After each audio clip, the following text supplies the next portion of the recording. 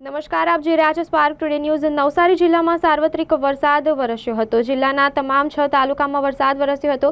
એક દિવસના વિરામ બાદ ફરી મેઘરાજાએ મહેર વરસાવી હતી અને જિલ્લામાં સાર્વત્રિક વરસાદને પગલે ખેડૂતોમાં ખુશીનો માહોલ જોવા મળ્યો હતો। વાવણી લાયક વરસાદ વરસી જતા આનંદ છવાયો હતો।